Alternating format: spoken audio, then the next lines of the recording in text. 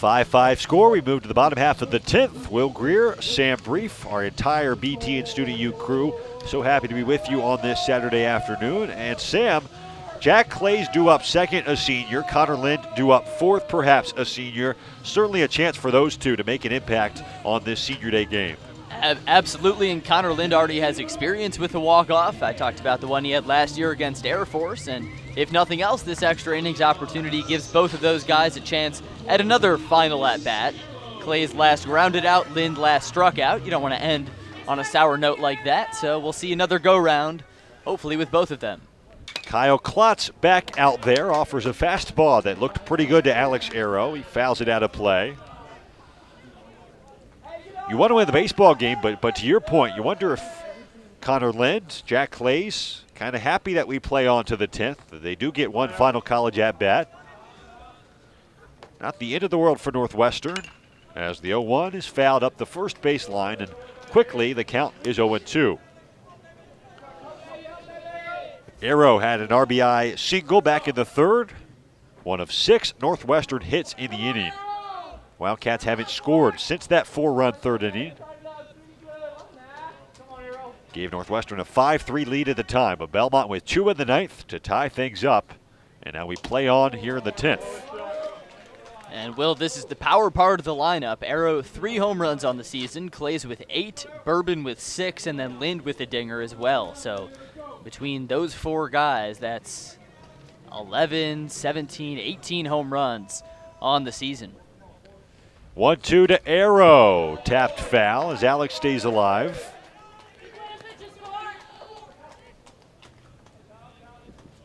Wildcats with 23 runs this weekend, Sam, and they've only belted 1 home run. It was the 3-run home run by the guy at the plate right now, Alex Arrow, back on Thursday afternoon.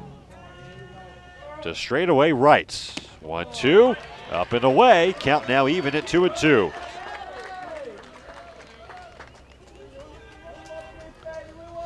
Nice battle from Alex Arrow. Again, the senior, Jack Clay's awaits on deck. Willie Bourbon in the hole. Wildcats trying to walk things off in the 10th.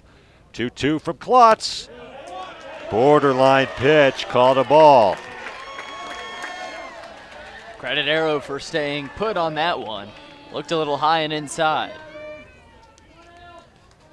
To put it politically, Sam, it's been an interesting strike zone by home plate umpire John Coons today. 3-2 from Klotz, outside, nowhere close for ball 4. So Alex Arrow, after falling behind 0-2, works back into the AB and draws a walk. A leadoff walk here in the 10th as Jack Clay steps in. Certainly take that. Now a golden opportunity for the senior, Will. Jack walks up the third base line to meet with third base coach Dusty Napoleon. Wonder what that conversation is about. Wouldn't think there'll be any kind of sacrifice bunt here. Jack Clay's your biggest power threat statistically coming up. Maybe a hit and run with Alex Arrow at first. Could be. A lot of possibilities. Jack 1 for 2 today, singled in the third. He was hit by a pitch in the first. He walked in the fourth. And with a speedy Arrow at first base, we might see Clays try to poke it into right field, give Arrow an opportunity to come into third. Klotz lollipops one over. And there's a huge hole on that right side of the diamond with the second baseman Earhart playing up the middle, trying to turn 2. First baseman Haddon holding on Alex Arrow at first. Jack Clays with so much bat control. You got to think he could do that. He belts a first pitch. That's going to stay in the yard for Holland. Left fielder has it measured and squeezes for out number 1. See Jack Clays walking oh so slowly, now jogging. He just missed one, Sam. A hanger from Klotz, a fly out to left. Off the bat, just the sound. I mean, the trajectory was clearly too high to leave the yard, but you could hear some fans in the ballpark thinking that might go yard, and Clays kind of gave it a little jump as he gets a bit of a curtain call heading back into the dugout for what was, in all likelihood, his last at-bat as a Wildcat. That was some good contact, and now here's another guy who can put a lick on the ball, Willie Bourbon. As you might expect, Northwestern with their number 1 and number 2 home run guys batting 3 and 4. Bourbon, the number 2 guy with 6 long balls this year, steps in, takes ball 1 high.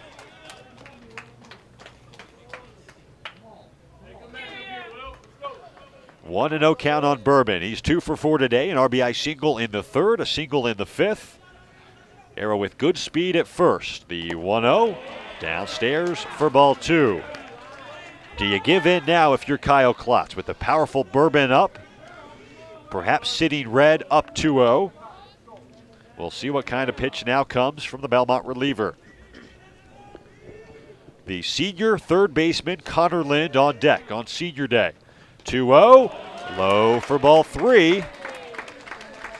We'll see what the next pitch is from Klotz as Reynolds out to the mound. Do you give Willie Bourbon the green light here?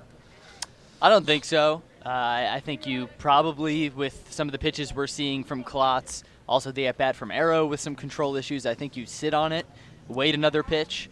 But you could green light it if you're really expecting a juicy fastball right up the middle. I say Reynolds, give him the red light. I tend to agree with you, and you got to think Reynolds, to some extent, just talked with Klotz about not giving Bourbon something too juicy here. One swing of the bat could end the baseball game and end Belmont's season with a loss. Arrow at first, small lead for him. 3-0, fastball right down Broadway. Red light given to Bourbon, and the count 3-1. Tremendous crowd on hand at Miller Park for this season finale. They've been treated to a fun baseball game, and they would love to cheer on the Wildcats after a walk-off winner. Klotz from the stretch, 3-1, belted, but foul. Bourbon ahead of a breaking ball, Sam, and the count 3-2. Yeah, he tattooed that one. It was way out in front of it, but hit it a mile long, and if he was just a half second later, we'd be celebrating a walk-off winner. Wind continues to blow ever so slightly out to right around 5 miles an hour. Bourbon would love to launch one into the construction zone. 3-2 doesn't come from Klotz. He throws over, and Arrow back in safely. It's the rubber match of this 3-game series. If you weren't with us Thursday or Friday, Northwestern convincingly won Thursday 13-4. Then Belmont won 6-5 and 10 yesterday. Arrow runs 3-2, up and away for ball 4. Great at bat from the junior first baseman Willie Bourbon. And now 2 Wildcats on, Sam, with just 1 out for Connor Lind. You can't set it up any better for a senior like Connor Lind playing on senior day. A guy who has meant so much to this program in his tenure, someone who has a walk-off as a Wildcat, and now has an opportunity to send everyone home with 1 swing of the bat. The 17th year pitching coach, Matt Barnett, out to the mound, wants to meet with Kyle Klotz and the catcher, Austin Reynolds. We will see if Belmont wants to make a change here. I don't believe that's going to be the case because Dave Jarvis came out to the mound earlier on, Sam, to make a pitching change. This is just the pitching coach out there right now. The narrative certainly sets up pretty well for Connor Lind, the veteran leader, to come up with a man in scoring position in extras. Just seems almost too good to be true for Northwestern to try to walk things off in this season finale. Absolutely. And it looks like the guy on deck is Matt Jones. Yeah, that's number 31, Matt Jones, catcher for Northwestern, who got a pinch hit in Thursday's game, sent a fly ball to the warning track. And that's the spot previously occupied by Charlie Maxwell, then J.R. Reimer. But first, Connor Lind. Let's see what he can do, Will. Got a couple seniors coming up if Jones does indeed hit, so a good chance for a storybook ending here at Rocky and Bernice Miller Park. Arrow at second, Bourbon at first, just 1 out, and a 5-5 game here in the bottom half of the 10th. Northwestern and Belmont in the season finale. Quite a baseball game so far. Klotz staring down Arrow. First pitch to Lind. Inside curveball called strike 1. The leading runner, Alex Arrow, a speedy guy at second, so a hit into the outfield probably sends Arrow home. Lind 1 for 4 today. RBI double back in the third. It hit high off the wall and straightaway left. Just missed his second home run of the year. 0-1, grounded foul. Third base line, count quickly 0-2.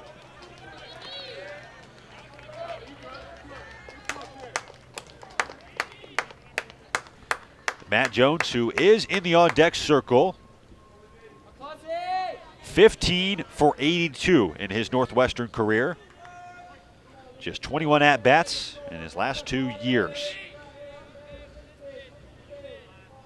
Lind the batter now. 2 on, 1 out. 0-2 from Klotz. Check swing at a high curveball, and first base umpire Brett Brewington says that Connor did not offer the count 1-2.